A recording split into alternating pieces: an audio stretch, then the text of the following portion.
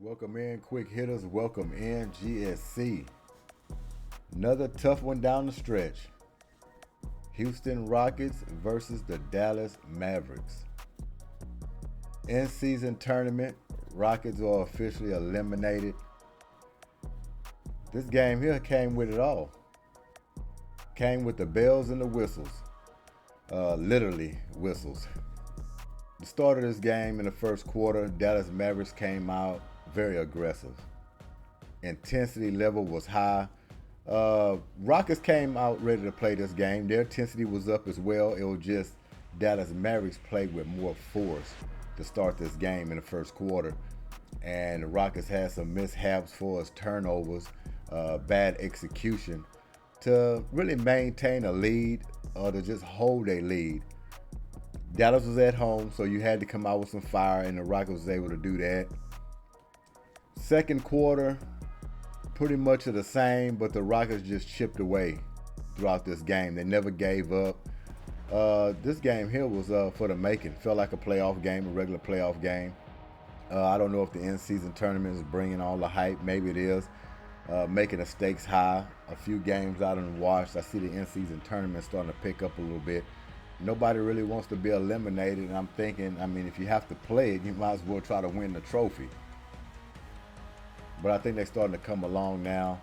And looking at this in-season tournament, it's a nuisance. But hey, if we got to play the games, let's play to win. And that's the right attitude to have about it. But the game was too close throughout. I always hate games with the Rockets going down the stretch because it seems like it doesn't go in our favor that much. Anything down the stretch, a missed free throw, a turnover here, or something happens where it just doesn't go their way when they're going down the stretch, where a tie game, up by one, down by one, could be 2-3 minutes left. It just seems like it never favors the Houston Rockets. Well, the Rockets was able to gain a lead in this third quarter. Got up by 8, had some mojo going, feeling good about themselves. Wanted to extend that. They were playing well enough that I was like, let's get a double-digit lead. Let's try to get a 15-point lead. Let's try to make it a blowout if you can. But on the road against the Dallas Mavericks, who are seasoned, great team in their own right. When you got Kyrie Irving over there, and of course Lou Doncic is what I like to call him. Luka Doncic is the one we got highlighted on top here. He gave them all they needed. I'm a little frustrated because I was wondering why the double team was coming so late and so slow tonight. Luka Doncic is not a type of player that you need to second guess yourself if you want to come on a double team or not. You got to bring the double team. The double team was coming after he made his move. That's too late. With a guy like Lou Doncic, he's too great. If you're going to double team him, he takes a few dribbles. You need to be shooting somebody at him quickly. He had a lot of little guards on him throughout this game, and he just backed them down and backed them down until he got into his move, and then we send a double team. So if there's anything that I want to criticize MU Doka for, is for not bringing that double team a lot sooner. When you have a superstar like this, you already know what he's about. You know what he can do. You know what to expect from him. He don't have to show you anything. You already know what he can do. I'd rather have them shoot threes all night long, possibly wide open threes, and let other people beat you, than to have Luka Doncic scoring 40-plus points. That's just not going to fare well with your team. Not at all. He's a superstar. You don't allow a superstar just to get off. I'd rather him be a passer. Double team him the whole night when he makes his initial move. I don't care what the case may be. I feel a lot better and will sleep a lot better knowing that you lost that game off a three-point shot or another second or third player getting off besides Kyrie Irving. You can live with that. But the featured highlight star in this game, you can't allow him to score 40-plus points. It comes down to that as well. It was other mistakes made in this game. For us coming down the stretch, we always know, and throughout this game, untimely turnover when you're trying to get some momentum. Houston went through a stretch where they just turned over the ball. You know, a few missed assignments, as you've seen, backdoor to Lively, dunks or whatever the case.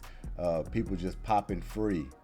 Even at the end of the game, you see the little sprint out for a wide open dunk after Jabari hit a three. A good clutch three to bring you a little closer. Down by 2, quick foul there, try to get a steal. Who knows what will happen. But to get a guy to leak out on you, and pretty much that dunk just ended the game. So it was tough. Like I say, this was a good game. Houston didn't give up. They fought throughout. It's just they get in their own way with turnovers or some bad decisions. And as far as the fouls, Houston play outstanding defense, and they'll sit there and wait till 10 seconds, 5 seconds left on the clock, and then they reach at the last minute when they have great body position right in front of the guy. Have him bodied up, have him trapped, nowhere to go.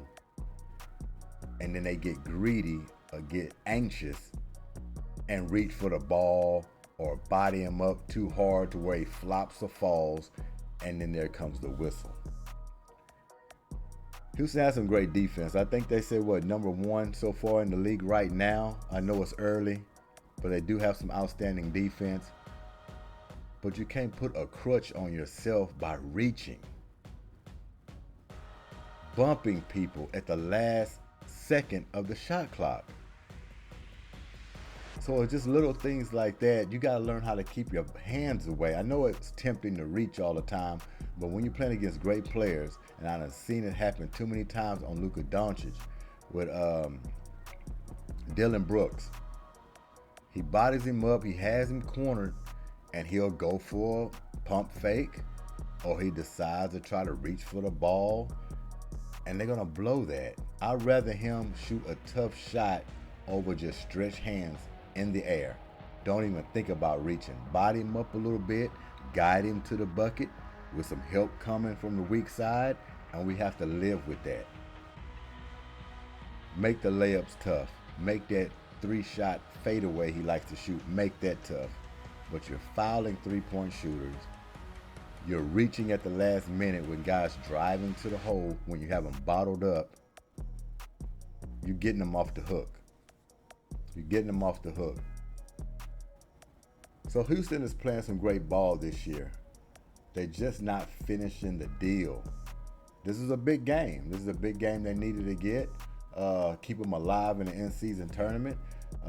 Obviously, it's an I-10 rival. Anytime you play a Texas team, San Antonio as well, you want to beat them. Every time you play them, you want to beat them. You want to have the upper hand. But you don't allow yourself to do that when you're shooting yourself in the foot. There was some free throws missed here and there as well. We can tally up, free throw points. The game went down 115-21, as you can see. How many 1-for-2s are you getting at the free throw line? Points that you're leaving off the scoreboard. So really, you look at this, and they came with the intensity. I'll have to keep saying that because they came ready to play. There's no doubt about that in my mind. They matched the force with Dallas because Dallas came out more aggressive. We were aggressive, but they were just more aggressive. Then it evened out because the Rockets kept fighting. They never quit, and this team doesn't quit. And next thing you know, you find yourself in the game, getting a lead at one point, and then find yourself in a dogfight in the fourth quarter. And this game could have easily been yours, especially when you went up around 8 points. If you kind of buckled in real tight, catch a deep breath, understand what you have on the road, be precise in your body movement and getting into your plays the right way, you could have held this lead. But you start playing frantic, taking gambles. That's how you allow a good team, or we can call them a great team, come back on you and overtake you. Coming down the stretch, that's when you really got to get real tight and thin on what you're doing. any slippage on a bad foul, turnover, missed free throw, all those things count when it comes down the stretch. And the team that has a cool head, take the veteran outlook on the game, making the right plays, those are the ones who are going to come out with it. So it was unfortunate. Tough loss for the Rockets. But one thing we ain't going to talk about or have to argue and complain about is effort, because this team came with the effort. And we can't tip our hat to that. But in most games, the Rockets are not going to get favorable calls, especially when they're going against other superstars like Luka Doncic, James Harden, LeBron James, Giannis Antetokounmpo, players like that. Even a Joel Embiid, Jason Tatum. If you go down a stretch with those guys, those refs are going to favor them the most coming down the stretch when they have the ball in their hands. You can play outstanding defense, but you do anything slight, a reach at the last minute, a little side bump, anything like that, they're getting that call. And it's going to cost you dearly down the stretch to losing a ball game. So it's a lot they got to learn. I know they're a young team, but coming down the stretch, M.U. Doka has said it plenty of times, you have to get better and you have to learn from your mistakes. You can't bring them into each game after you done talked about it, after you done watched it on the film. You can't keep gambling. I mean, bad fouls is really costing this team because they play great defense. They just bail the team out when the shot clock is running down. Can't do that. So we're going to look at this box sheet as we already had it up. So pretty much you've been glancing at it. But Jabari Smith Jr., 16 points. He had 1 block, 2 assists, 9 rebounds, 2 for 5 from the three-point line, 7 for 11 from the field. With Jabari Smith, you just want him to get a lot more volume. I don't know what it is. I know this is a team game, and the way this team is built, they kind of really playing a team game. Kind of remind you of the Detroit Pistons back when they had Richard Hamilton and Chauncey Billups and those guys winning a championship by a collective unit. And you couldn't just key in on one guy. This team is kind of built like that. But, man, you would like to see Jabari Smith get a lot more attempts than 7 for 11, especially when he's shooting it well as he did. And, hitting the clutch 3 in the fourth quarter to bring him a little closer. But, yeah, you want him with a lot more volume. 9 rebounds, that's good. I like to see him in double digits as much as we can for his rebounding. I know he's slender, but he can get in there and bump around with those guys a little bit at least. And I like to get those blocks to about 2 or 3 a game as well. And of course, 16 points, you want that up. But it was a good balanced game for him. He picked his spots. He didn't force anything.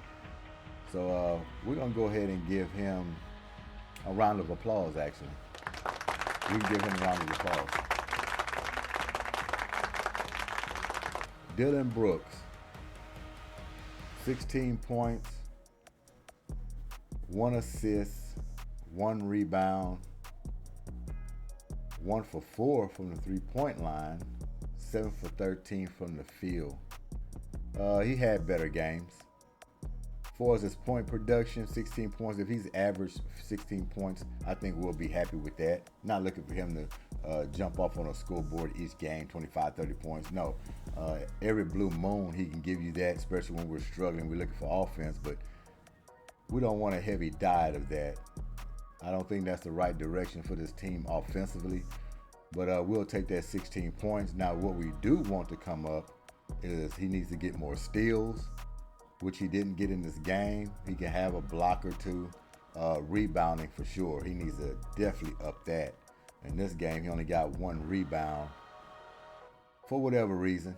Not saying he's not trying to get a rebound. It just didn't end up that way, or he was more focused on trying to stop Luka Doncic and end up not being around to get a rebound. But we need rebounding to go up in that category for him, at least 5 or 6 at least. But it was a cat and mouse game for him.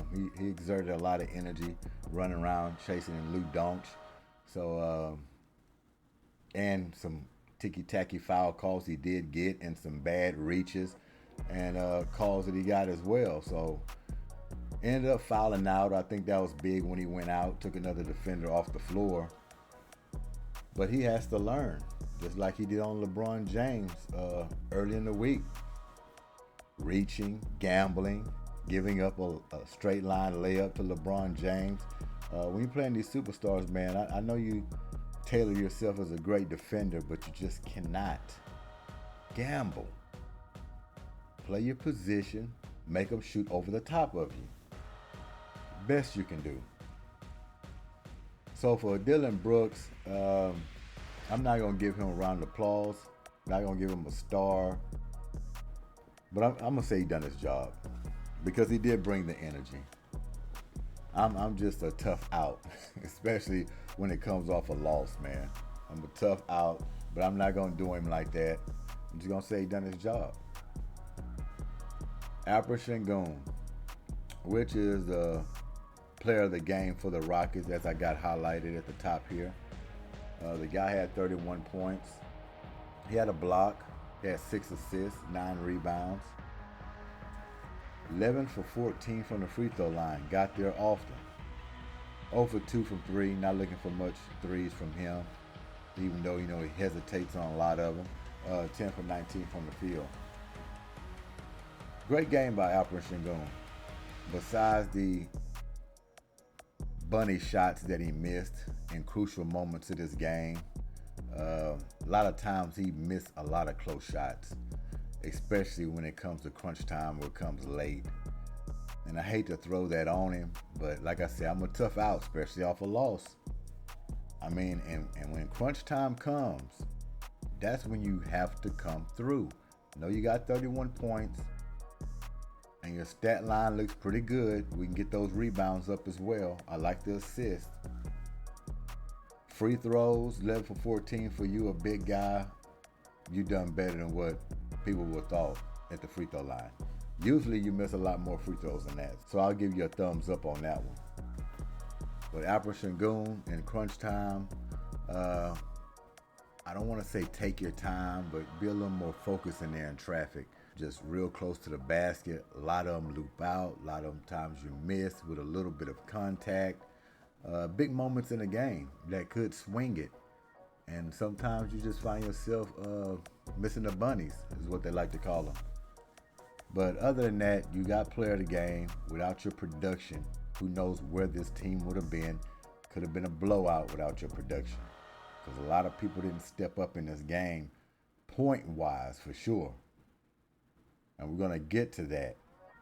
But Alperen Sengun, you get a star.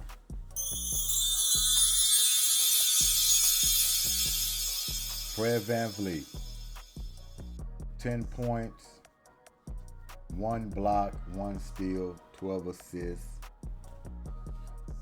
4 rebounds, 3 for 3 from the free throw line, 1 for 7 for 3. He was off on his 3 for 9 from the field. Basic game for a point guard, for a general. You can't really fault this guy. He couldn't hit his 3 tonight. If you want to say anything, he just couldn't get his shot going. But once again, he's our floor general. We're not looking for big points from him, which in some games we need more scoring from him when, the offense stagnant. Guys can't make shots. He steps up. To me, this wasn't really a game that he needed to score 30 to 40 points, because if you look at it, still had a chance to win this game, even with him scoring 10 points, 115 to 121. Didn't lose the game because he didn't score. Lost the game because of mental breakdowns, not tighten up when it matters the most, getting lackadaisical, losing offensive players on defense. Just little mental lapses, backdoors, lobs, not matching up the right way, reaching, gambling. You know, those type of things. That's what loses you the ball game. So, Fred VanVleet, I'm going to give you an Iron Man.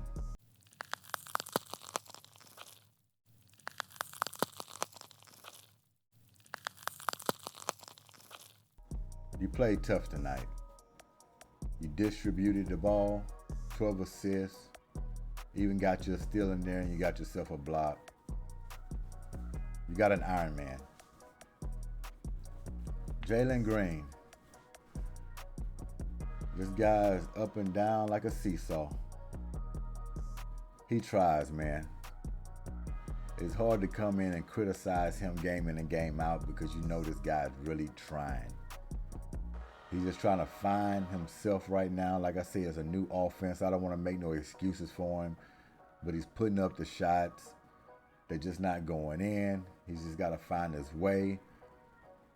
Just find his rhythm. I mean, 12 points, 1 block, 5 assists, 3 rebounds, 2 for 6 from the 3-point line, 5 for 14. I mean, we're going to give him an Iron Unkind.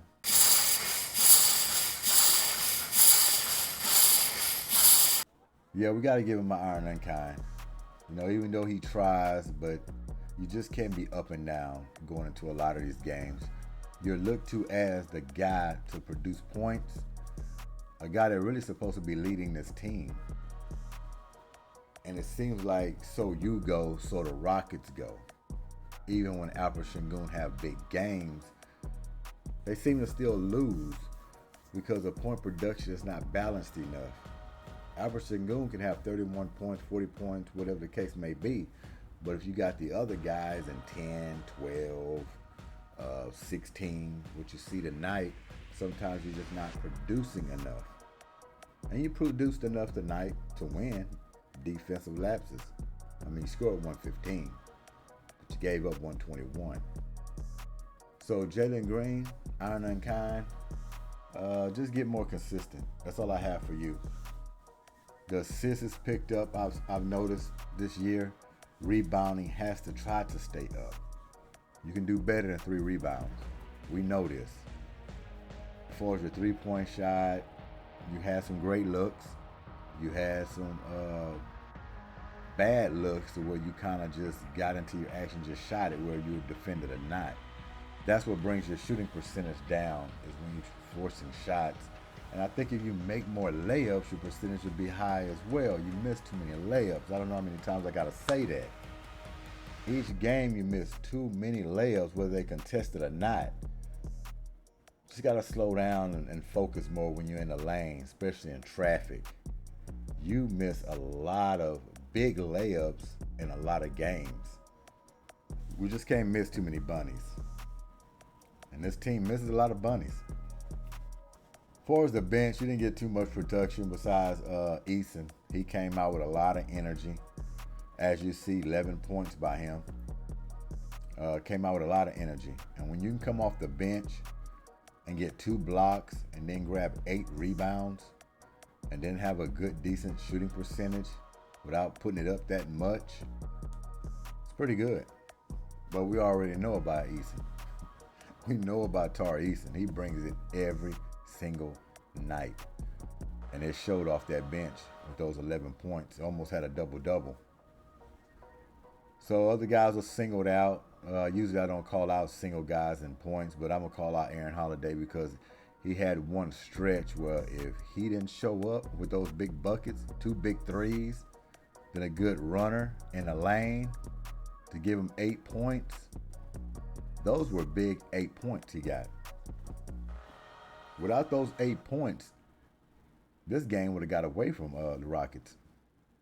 He calmed the waters with those 2 big threes and that runner in the lane. Without those points, this thing would have got out of hand.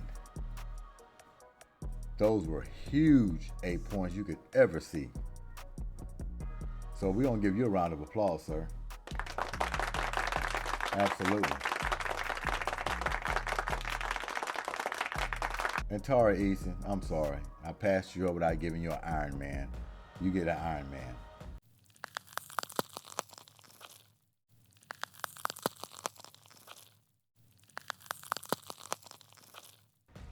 So let's go down here and check out the Dallas Mavericks.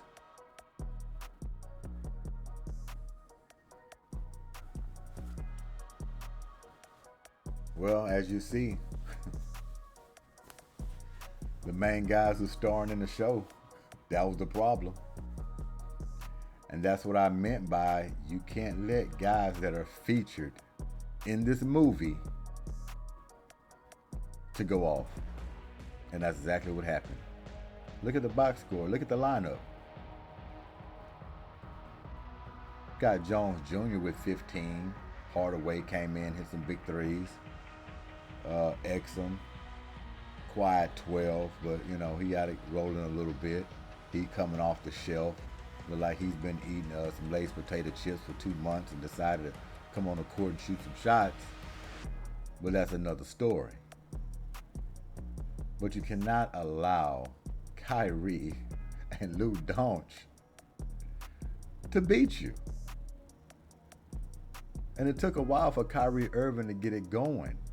But when you're fouling as much as the Rockets were fouling, putting people to the free throw line, eventually they're going to get their rhythm. So I'm not going to call out everybody else. There's no need because there's a lot of singles out there for his points. We call out double digits over here. But we're going to start with Lou Doncic.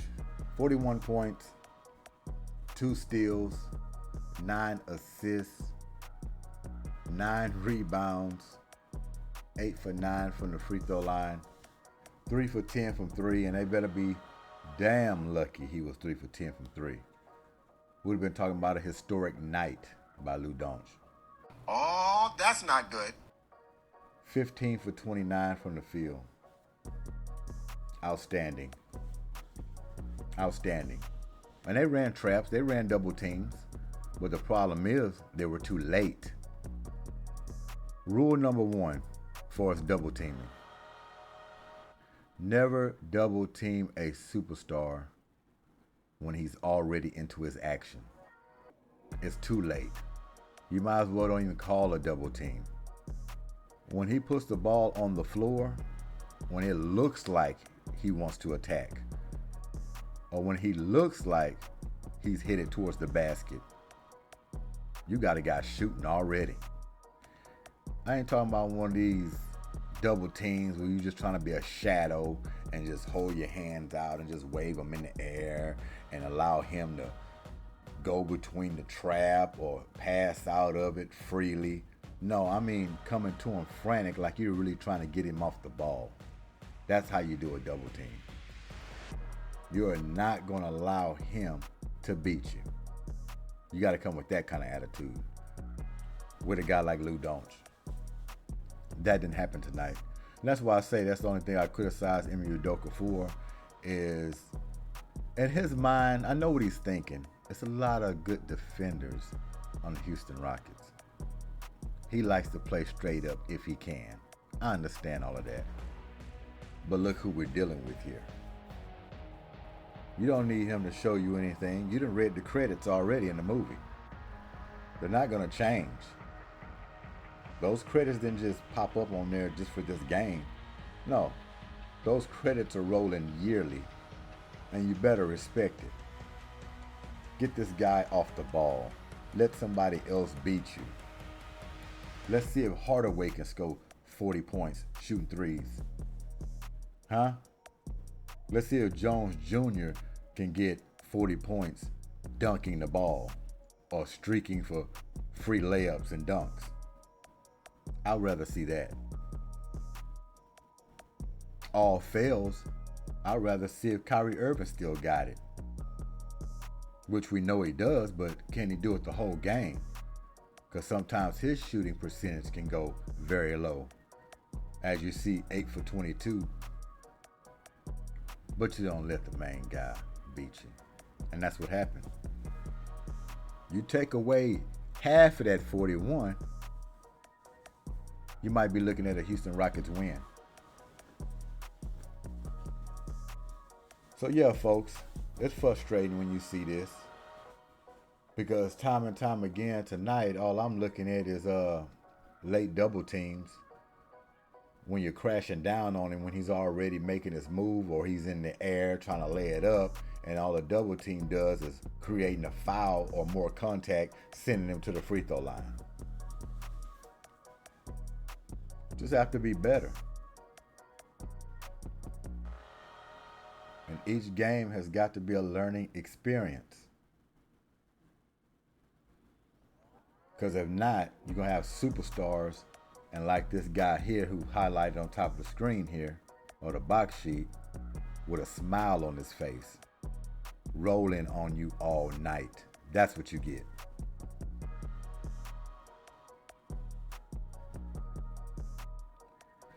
So, the Rockets eliminated out of the in-season tournament. Hard-fought game. They brought the energy, no doubt about it. But they didn't play smart enough to win. Bottom line. Quit letting superstars beat you. Every close game they've lost this year so far, it was behind a superstar. If it ain't Lou Doncic, it's Stephen Curry.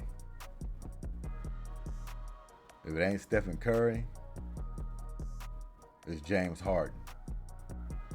If it ain't James Harden, it's LeBron James. Can't allow it to happen. Got too many good defenders, too great of a defense to be bailing out superstars or not paying attention to the details for double teams, traps. Keep your hands up in the air. Quit reaching. Let's see how many they can make on their own. Y'all enjoy yourselves. Y'all have a good night. Terrible Tuesday. Weary Wednesday is tomorrow. So it was a tough night. Miami Heat, they lost too, even though they were undermanned. No Jimmy Butler. No Tyler Hero. And they still came very close. Gave them Bucks a hell of a run to almost squeeze that game out.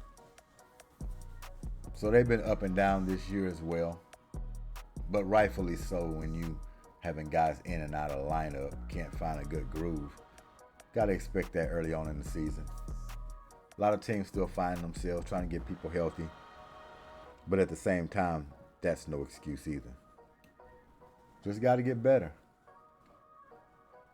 So thanks for y'all time. This G.S.Q.H. Goodymo Sports Quick Hits. Till next time. And shout out to the new subscribers. Appreciate that very much. We're getting close. We almost get to that 500 mark. So if y'all listening and watching here tonight, go ahead and hit that subscribe button if you haven't already. Like I say, appreciate it. And enjoy y'all night. I'm out of here. Peace.